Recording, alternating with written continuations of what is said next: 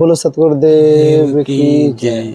बंदी छोड़ कबीर साहेब की जय। बंदी छोड़ गरीबदास जी महाराज की जय। स्वामी रामदेवानंद जी गुरु महाराज की जय। बंदी छोड़ सतगुरु रामपाल जी महाराज की जय। साहेब गरीब नमो नमो सतपुरुष को नमस्कार गुरु की नहीं। सुर नर मन जन साधवा संतो सर्वदीनाय। सतगुरु साहिब संत समय दंडोदम प्रणाम।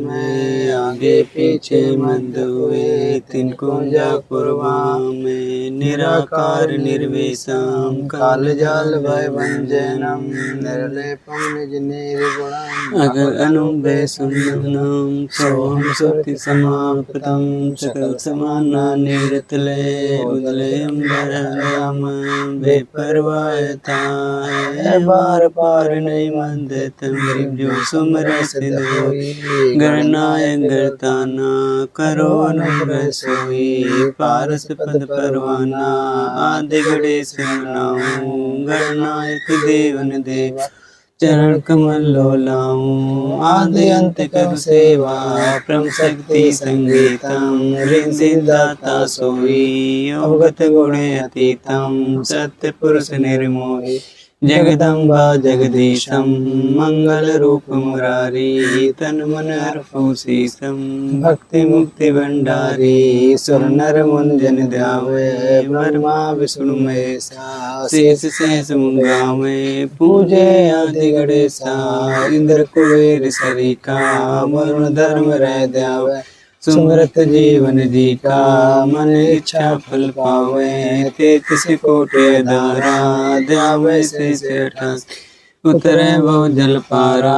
कटे हैं यम की फांसी 33 कोटि धारा। ध्यावे से 88 उतरे वो जल पारा। कटे हैं यम की फांसी। बोलो सतगुरुदेव की जय हो। सत साहिब गुरु थे पहले अपने जो महागुरु रहते थे भगत जी, उनमें एक पूर्ण ज्ञान का पता नहीं चला। महागुरु क्या थे? वो तो एक नाम के गुरु थे।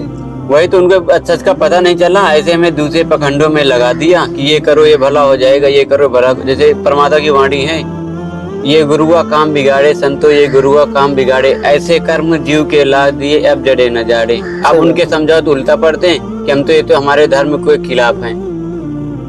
वही तो चीज आज संत रामपाल जी महाराज जी बता रहे हैं कि आज पूरे विश्व में संत रामपाल जी महाराज बुरे क्यों हैं लोगों के लिए। जनता को, जगत को, संसार को बुरे क्यों हैं और धर्म गुरुओं को संत रामपाल जी महाराज बुरे क्यों लगते? कारण ये है कि संत रामपाल जी महाराज एक तो जो आज सरकार ने नहीं कर पाया वो संत रामपाल जी महाराज ने किया है। कैसे? दहेज मुक्त भारत बनाना चाहते हैं वो। हम ये नहीं कहते पूरा भारत दहेज मुक्त बन गया, लेकिन यहाँ तक समाज में सुधार तो होता जा रहा है। समाज में सुधार आज करोड़ों फॉलोअर्स हैं। करोड़ों फॉलोअर्स हैं। करोड़ों परिवार ऐसे ही है, सुधर गया है एकदम से। सब नशा मुक्त हो गया है, दहेज मुक्त हो गया है ना। बिल्कुल अच्छे से समाज सुधर रहा है। कई देशों में नाम भी चल गए हैं लोग। बिल्कुल बिल्कुल। कई देशों में परमात्मा के सत्संग चल रहे हैं। अमेरिका ले लो, नेपाल ले लो। अभी सत्संग प्रोग्राम ये अपना भंडारा हुआ था परमात्मा का सोजत आश्रम में, ये पिछले महीने में, इसी में लास्ट में। तो वो 30-31 दिसंबर और 1 जनवरी को भंडारा था। उसमें अमेरिका से लोग आए हुए थे यहाँ पे सोजत में। जी बिल्कुल। ये तो परमात्मा की देन है। वो परमात्मा को कहाँ से किस जीव को, किस आत्मा को बुलाना है अपने साथ। जी बिल्कुल। तो भगत जी हम उसे पंडित जी की बात रखना चाहेंगे वहाँ पे। तो हमने उनसे पूछा था कि हमके चलो आपके गुरु जी मना नहीं करते सब चीजें। नशा पत्ती कहते मना करते हैं, मानते नहीं। हमके फिर तुम्हारी कैसी भक्ति है? गुरु जी कहते हैं कि नशा पत्ती हमें नहीं करना, तुम कर रहे हो और कहते हो मानते भी क्यों? तो पंडित जी ये भक्ति नहीं कहलाती है। सही बात है। तो फिर उन्हें ये सभी लोग कह देते हैं कि सबसे बड़े देवता तो माता पिता हैं, उनसे बड़ा कोई देवता नहीं। हम कहे बहुत अच्छा, चलो ठीक है किया। तो आप भगवान कहें हम तो माता पिता के भगवान मानते हैं। हम कहें ये बात ठीक है कि मतलब माता पिता को भगवान के तुल्य माना गया, लेकिन भगवान ही मान लेना ये बुद्धिमानी नहीं है। सही बात है। ये बुद्धिमानी नहीं। हमके कहा चलो आज तुम्हारे माता पिता भगवान है, ठीक है, कल के तुम्हारे बच्चे होंगे तुम्हें भगवान कहेंगे। सही बात है। सुनो यहाँ पे एक बात गौर करना भगत जी, हमने उनसे यही प्रश्न तब तुम्हारे बच्चे होंगे तुम्हें भगवान कहेंगे। सही बात। तुम तो सादी बात है, तुम्हारे बच्चे होंगे तुम्हारे अंदर अलग से शक्ति आ जाएंगी क्या तो भगवान हो जाओगे। सही बात है। तो उन्होंने कहा कि और क्या हमने कहा अच्छा तब पहले ही भगवान तो अब भी भगवान हो आप। नहीं अभी ये क्या नहीं है? सुनिए तो भगत जी, तब उन्होंने कहा कि देखो लड़के बाद तो भगवान कोई शक्ति तो आनी जाएगी, इससे मतलब बच्चे पैदा पहले से भगवान हो, अब भी भगवान हो तुम। सही बात है। हैं? तो कहते हैं हाँ हम तो भगवान हैं। हम क्या बोल दिया ना अपने मुंह से तुम भगवान हो। ये सब बनाई बातें हैं, किसी संत ग्रंथ में ऐसा लिखा नहीं है। ये अभी सुबह सुबह की बात है, जब अपन दोनों इधर आए तो वो क्या बोला एक बंदा अपने साथ में जो था कि माता पिता ही सब कुछ है मेरे लिए, वही भगवान है मेरे। यार मैं ये नहीं कहता हूँ कि किसी समाज में या किसी को कि माता पिता को छोड़ दो, ठीक है, माता पिता सबसे पहले गुरु वही है। टीचर था स्कूल में वो भी गुरु था, कॉलेज में टीचर था वो भी गुरु था, एक है ना, हमें जिसने चलना सिखाया वो भी गुरु है, जिसने पैदा किया वो भी गुरु है।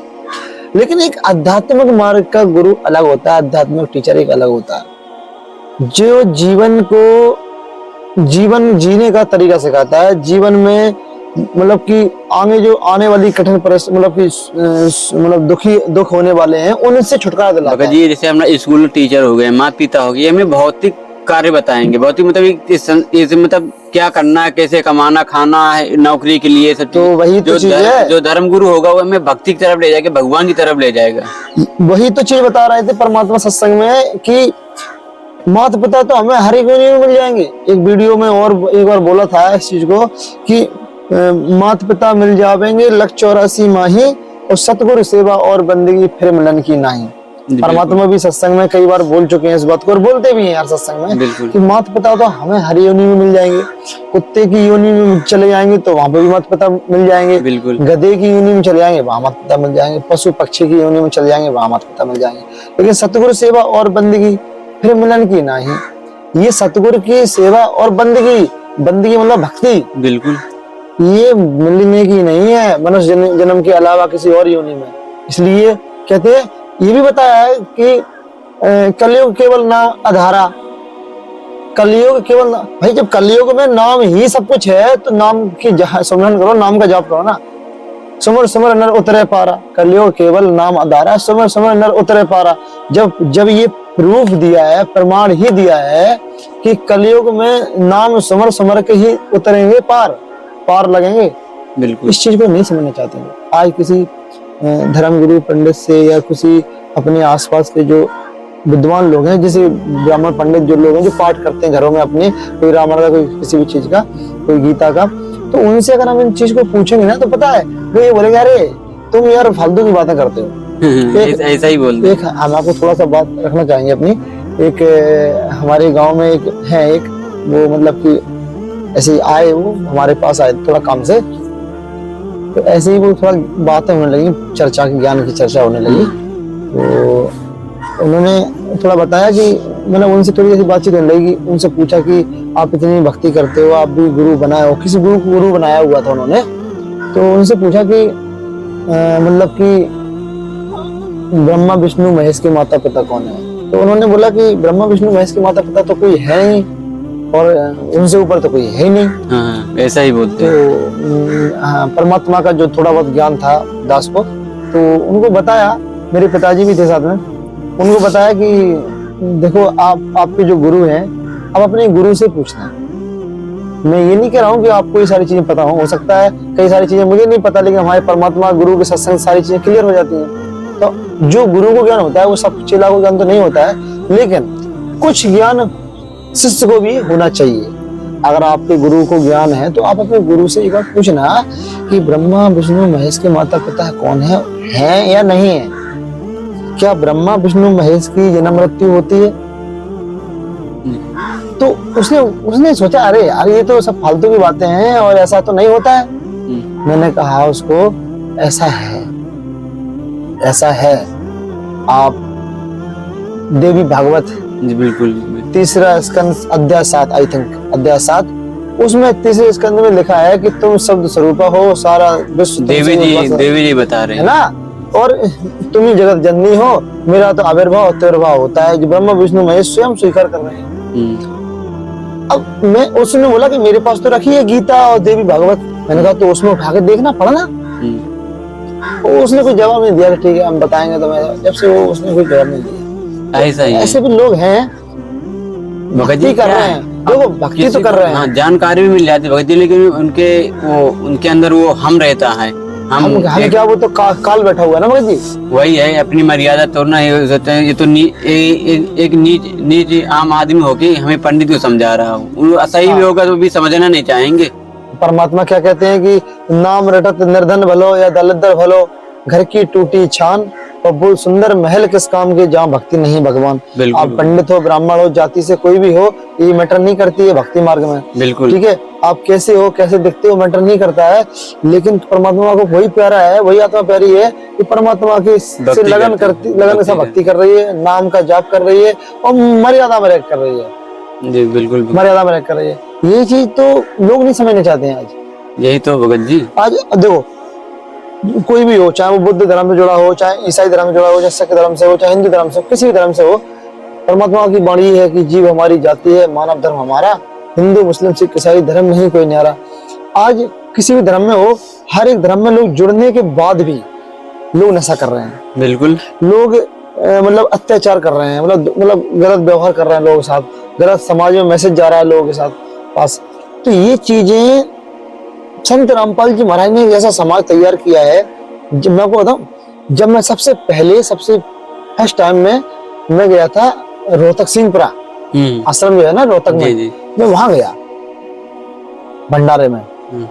तो ऐसा माहौल, ऐसी वाणियां जब जाते हैं ना आश्रम में प्रवेश करते हैं तो मतलब रूह कांप उठती है। हाँ जी होता है भगत जी, हमारे पास भी कई बार हुआ भगत जी। रूह कांप उठती है कि मतलब वो होता कैसे, ये वाणी से होता है। जी जी। परमात्मा की वाणी में वो ऐसी पावर है, ऐसी शक्ति है कि इंसान की जो रूह है, आत्मा अंदर से मतलब कि अलग ही वो महसूस करती है। हाँ ये चीजें मतलब कि परमात्मा स्वयं आए हुए हैं, मतलब धरती पे परमात्मा स्वयं आ चुके हैं और परमात्मा हमारे विश्व का, पूरे विश्व का, सभी जीवों का कल्याण करने के लिए आए हैं, लेकिन लोग नहीं समझना चाहते हैं।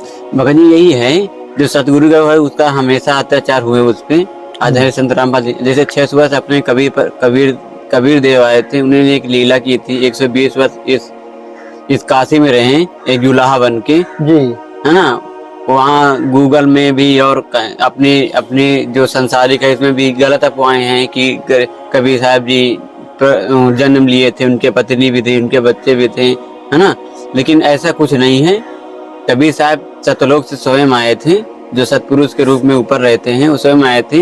एक लहर तारा तालाब पर कमल के फूल में उत्पन्न हुए थे और नीरू नीमा नाम के जो जुलाहे रहते थे वो वहां से निसंतान थे, वो निसंतान से वो उठा के ले गए थे भगत जी। इसमें एक चीज और ऐड करूंगा कि जैसे आप जी ने बताया कि परमात्मा के वचन कि कबीर साहब जी थे परमात्मा, वो प्रकट हुए थे।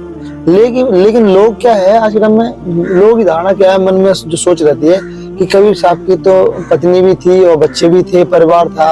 ये बात सत्य है कि था, लेकिन वो एक लीला कर रहे थे जी। लीला कर रहे थे कि उनके माता पिता कौन थे, माता पिता ही थे वो, और उनका जो बच्चा था वो कमाल नाम से, एक बच्ची थी कमाली नाम से, वो लीला कर रही थी उन्होंने, ना कि उन्होंने, कहते हैं ना कबीर साहब ने की वाणी है कि माता पिता मेरे कुछ नहीं, ना मेरे घर दासी, दूल्हे का सुल्तान कहा है, जग वही मेरी हंसी, जगत करे मैं हंसी।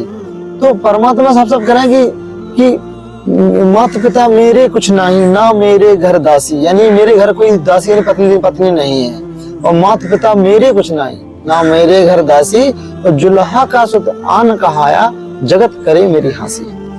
तो जगत में लोग जो धारणा बनाए बैठे हैं कि कबीर साहब की पत्नी थी, कबीर साहब के पिता थे, माता जी थी, बच्चे थे ना, माता पिता थे, लेकिन जैसे कहते हैं ना कि किसी को जैसे अपनी जो अभी समाज में चला गोद ले लेते हैं, हाँ, जो भी समझो वैसे वो बोले थे, कहते हैं वो बोले माता पिता थे, वो प्रकट हुए थे, उनको मिले थे। अब मान लो कोई जैसे आज का समाज में लोग देख रहे होंगे, कई ऐसे आश्रम है, क्या बोलते हैं, जहाँ बच्चों को छोड़ दिया जाता है, कई फिर वहां से कई बच्चे क्या होते हैं गोद ले लिए जाते हैं, है ना। तो वो गोद लेके बच्चे जब जाते हैं घर पर लेके उनको जाते हैं बच्चों को, तो क्या वो बच्चे उनको माता पिता नहीं बोलते होंगे? बोलते होंगे ना। आखिर उस बच्चे को क्या पता बच्चे का सुख लेने के लिए तो माता गोद लेते हैं। फिर तो बच्चे को थोड़ी पता कि हमारी हकीकत में रियल में माता पिता हैं या दूसरे थे। जी जी तो ऐसे ही कबीर साहब तो परमात्मा थे, वो लीला कर रहे थे, है ना। एक उदाहरण दिया है बच्चे का, तो वो लीला कर रहे थे, वो तो उनको मिलना ही था। वो ऐसे ही उनकी लीला थी भगत जी, ऐसे ही उनकी लीला। वहाँ उस क्या बोलते हैं, लहर तालाब में तो कई सारे लोग नहाने जाते थे, कई सारे पंडित ब्राह्मण लोग जाते थे नहाने के लिए, लेकिन उनको ही क्यों मिली? क्योंकि वो परमात्मा को लीला करनी थी। तो लोगों के मन में गलत विचार है कि वो उनके बच्चे थे। हाँ, बच्चा उन्होंने लीला से उन्होंने बच्चे को मतलब जीवित किया था कमाल नाम से, और एक कमाली नाम से लड़की थी, उसको भी सिख तकी की लड़की थी, उसको भी जीवित किया था। जी जी। तो ये लीला थी। आज हमें बताओ, आज जो लोग श्री कृष्ण भगवान को मानते हैं, ठीक है, भगवान है मानते हैं, वो विष्णु जी के अवतार थे। श्री कृष्ण जी की लीला बताओ, मूरत ध्वज के लड़का को उन्होंने आरे से कटवा के जिंदा कर दिया था, जीवित कर दिया था। जी जी। और जब महाभारत में उनका भांजा अभिमन्यु मारा गया था, तो श्री कृष्ण भगवान ने अभिमन्यु को जीवित क्यों नहीं कर रखा था? उनकी बहन सुमित्रा, अभिमन्यु की माता जो थी सुमित्रा, उसकी कृष्ण भगवान की बहन वो रो रही थी, वो साफ मतलब बिलख रही थी, मतलब कि तुमने अर्जुन भी रो रहे थे, श्री कृष्ण खुद रो रहे थे कि मैं जीवित नहीं कर पा रहा हूँ। क्यों? भगवान तो है, लेकिन क्यों नहीं कर पा रहा हूँ? क्योंकि मूरत ध्वज के लड़का की आयु शेष थी। जी जी, आयु शेष थी। और देखा जाए, ये गीता में भी लिखा है कि परमात्मा जो है ना, जैसे ब्रह्मा विष्णु महेश तीनों जो देवता हैं, ये तीनों ये भगवान हैं, ये हमें उतना ही दे सकते हैं जितना हमारे हमारे प्रारब्ध में लिखा हुआ है। जी जी। अगर हमारे प्रारब्ध में कम लिखा तो कम मिलेगा, ज्यादा लिखा ज्यादा मिलेगा, मतलब कहने का जितना लिखा है उतना ही मिलेगा। हाँ, इसमें कुछ परिवर्तन नहीं कर सकते। जी जी बिल्कुल। तो ऐसे ही मूरत ध्वज को लड़का को जिंदा किया था, तब इसकी जो आयु थी ना, आयु मूरत ध्वज लड़का की, उसकी आयु शेष थी। जी जी। न तो ये बढ़ा पाए आयु, न कम कर पाए। और यहाँ पे अभिमन्यु जब की मृत्यु हुई तो यहाँ पे आयु बढ़ा नहीं पाए, है ना, क्योंकि उसकी आयु खत्म हो चुकी थी, तो वो कुछ नहीं कर पाए, जीवित नहीं कर पाए। लेकिन कबीर भगवान ने तो कई सारी लीलाएं की हैं, कई सारे उनके ऊपर अत्याचार हुए हैं। जी बिल्कुल। लीलाएं उनकी बहुत सारी लीलाएं, जितनी आज तक ब्रह्मा विष्णु महेश की लीला नहीं हुई, इतनी लीलाएं कबीर साहब की हैं। बिल्कुल। लेकिन लोगों ने 120 वर्ष रहे परमात्मा। दुख इस बात का होता है कि लोगों ने कबीर साहब को एक संत के रूप में, एक कवि के रूप में, उनकी जो फाइल थी वो क्लोज कर दी कि वो संत थे, कवि थे। भगत जी ऐसा है कि चलो अपने जो पूर्वज थे पीढ़ी उस समय के, वो अशिक्षित थे, जो अपने महागुरु थे, हाँ शिक्षित नहीं थे, वो गुरु थे। उन्होंने अपने काम के कारण, कि हमारा धंधा चलाने के कारण, कि हम अगर ये ज्ञान इनके पास चला गया, पता चल गया कि परमात्मा कोई और है, तो हमारा भट्ठा बैठ जाएगा, जो कमाई कर रहे हैं ना, ये सारा खत्म हो जाएगा। उन्होंने ये बता दिया, कबीर ये शिक्षित है, इसका जितना ज्ञान कहता है वेद में कहीं प्रमाण नहीं है। ऐसे ही है, ये इनका संस्कृत नहीं आती, ये पढ़े लिखे नहीं है, और ये अपने महागुरु हैं, इन्होंने ही संसार को कबीर साहब जी का ज्ञान आने नहीं दिया, मानने नहीं दिया कि ये पूर्ण परमात्मा है। एक चीज और है, आज जितने भी धर्म गुरु हैं, मैं तो सीधा बोल रहा हूँ, उन्हीं धर्म गुरुओं को लेके जितने भी गुरु हैं भारतवर्ष में, भारत की भूमि, पूरे विश्व में भारत एक ऐसा देश है जहाँ पे सबसे ज्यादा संत हैं। जी जी बिल्कुल। आज मैं बताता हूँ कुछ भारत के बारे में। भारत जो थोड़ा सा ज्ञान है परमात्मा का, भारत एक ऐसा देश है पूरे विश्व में, सबसे ज्यादा संत भारतवर्ष में, सबसे ज्यादा लोग पढ़े लिखे भारतवर्ष में, सबसे ज्यादा टीवी चैनल भारतवर्ष में, सबसे ज्यादा न्यूज़पेपर भारतवर्ष में, सबसे ज्यादा भाषाएं भारतवर्ष में रहते हैं, सबसे ज्यादा एजुकेशन लेने वाले लोग भारतवर्ष में, सबसे ज्यादा जो कहते हैं ना यूनिवर्सिटी भारतवर्ष में, सबसे ज्यादा स्कूल कॉलेज भारतवर्ष में, सबसे ज्यादा लैब भारतवर्ष में, सबसे ज्यादा मतलब सेकंड नंबर पे जो पॉपुलेशन है, जनता है, भारतवर्ष में है। सेकंड नंबर, दूसरे नंबर पे, पहली चाइना की है। भारतवर्ष में सबसे ज्यादा मंदिर पूरे विश्व के अंदर, भारतवर्ष में सबसे ज्यादा देवी देवता पूरे भारतवर्ष में, पूरे विश्व से ज्यादा 33 करोड़ देवी देवता। बिल्कुल। भारतवर्ष में सबसे ज्यादा धर्म गुरु, भारतवर्ष में सबसे ज्यादा हॉस्पिटल्स, भारतवर्ष में सबसे ज्यादा कहते हैं ना कि ये घूमने फिरने की जगहें, तीर्थ स्थान, है ना। तो भारतवर्ष में कमी कहाँ है? सबसे ज्यादा होली बुक्स भारतवर्ष में, सबसे ज्यादा पढ़े लिखे लोग भारतवर्ष में, सबसे ज्यादा शंकराचार्य, मंडलेश्वर, आचार्य, ब्राह्मण, पंडित भारतवर्ष में। अभी बताओ, तो ज्ञान भी तो भारतवर्ष में ही होगा, ज्ञान भी तो भारत में ही होगा। बिल्कुल। तो ज्ञान भारत में सबसे ज्यादा है, और सबसे ज्यादा जो कहते हैं ना कि जो बुराइयां हैं वो भी भारत में है।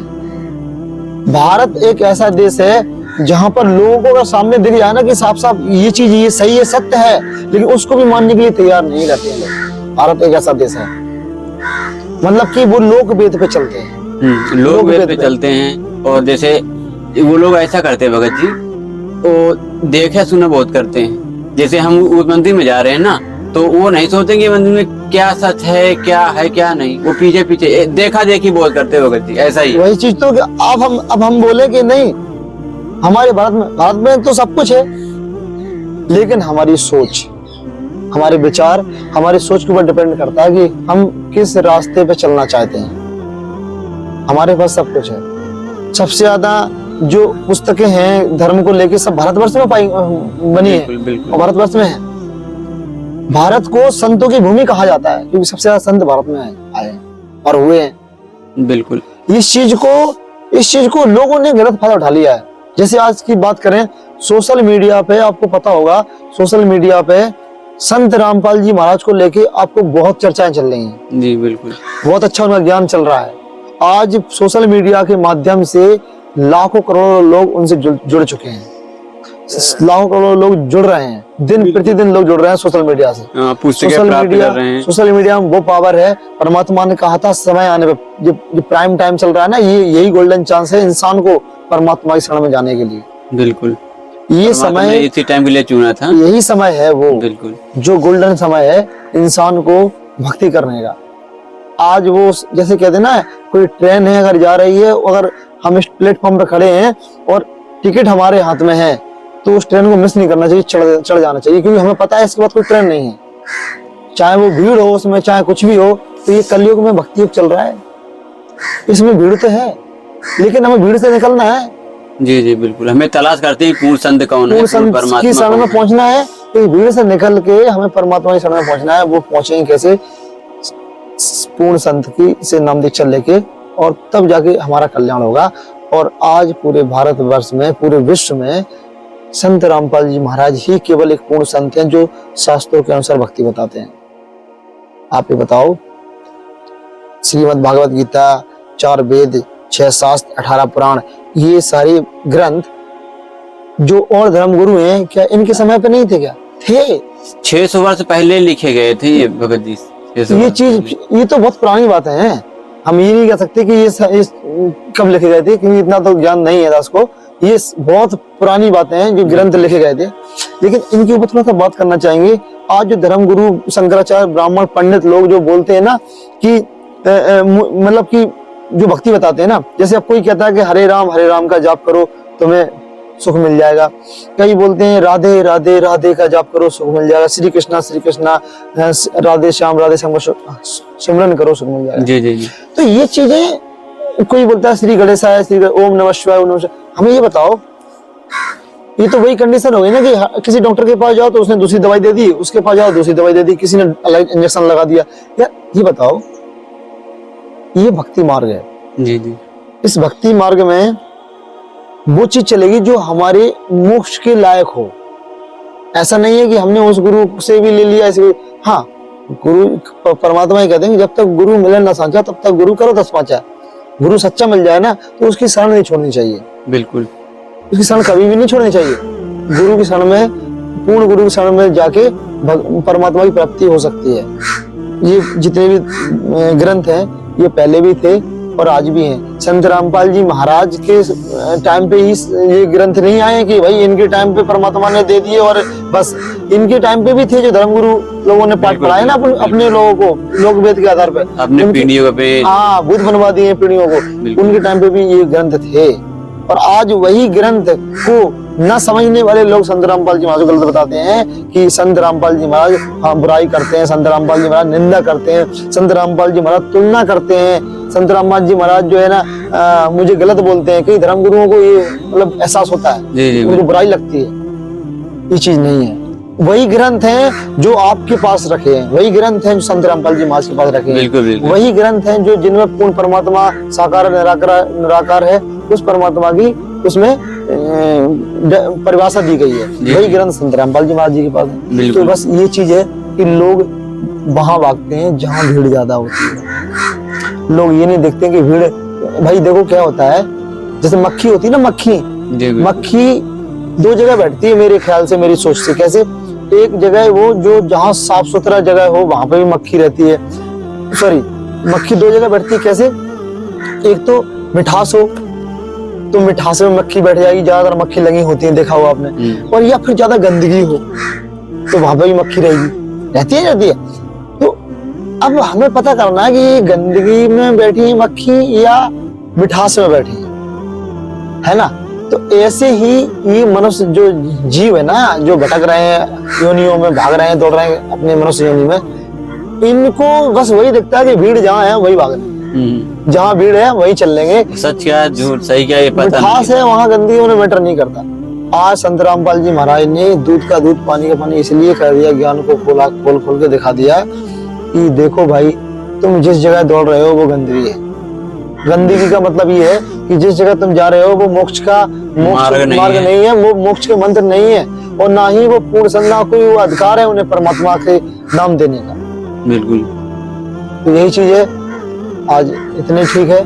और आप लोगों ने सुनी होगी ज्ञान चर्चा थोड़ा सा। तो अगर मालिक आप पूर्ण संत की खोज करना चाहते हैं, पूर्ण परमात्मा खोज करना, सबसे परमात्मा स्वयं तरीका बताया है, फिर सदग्रंथ किसी की मत मानो, अपने सदग्रंथों की मानो, सदग्रंथ पढ़ो। ये वीडियो थोड़ा लंबा हो गया है।